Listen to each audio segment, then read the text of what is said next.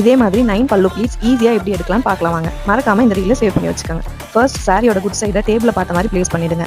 Next left side of the சாரியில் first pleat என்ன measurement வேணும் அப்படிங்கிறத ஃபோல்ட் பண்ணி ஒரு அயன் பண்ணிக்கோங்க. தென் நம்ம ரைட் சைட் கார்னரை ஏற்கனவே ஃபோல்ட் பண்ண ப்ளீட் மேலே வச்சு நான் பண்ணுற மாதிரி ஒரு அயன் பண்ணிக்கோங்க. இப்போ நமக்கு ஒரு கைட்லைன் கிடைக்கும். தென் ரைட் கார்னரை கிடைச்ச கைட்லைன் மேலே வச்சு ஒரு அயன் பண்ணிடுங்க. அகைன் சாரியை ஓப்பன் பண்ணிட்டு நியூவாக கிடைச்ச கைட்லைன் மேலே வச்சு ஒரு அயன் பண்ணிக்கோங்க. இப்போ சாரியை வீடியோவில் இருக்க மாதிரி டபுள் ஃபோல்ட் பண்ணி அயன் பண்ணிடுங்க. ஆப்போசிட் சைடையும் ஃபர்ஸ்ட் ஃபோல்ட் பண்ண ப்ளீட்டை ஓப்பன் பண்ணாமல் சேம் ஸ்டெப்ஸை ஃபாலோ பண்ணுங்க.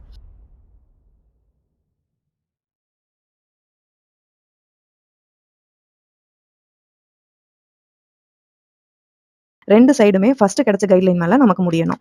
இப்போ எல்லா ஃபோல்ட்ஸையும் ஓப்பன் பண்ணிட்டு சாரியை ஆப்போசிட்டாக சேஞ்ச் பண்ணிக்கோங்க. இருக்க எல்லா லைன்ஸையும் கலெக்ட் பண்ணீங்கன்னா 9 ப்ளீட்ஸ் ஈவனாக நமக்கு கிடைக்கும். இதே மாதிரி யூஸ்ஃபுல்லான வீடியோக்கு நம்ம பேஜை ஃபாலோ பண்ணிக்கோங்க. வேற ஏதாச்சும் இதே மாதிரி சாரி ப்ளீட்டிங் பற்றி தெரிஞ்சுக்கணும் அப்படின்னா மறக்காம கமெண்ட்ல சொல்லுங்க. தேங்க்யூ.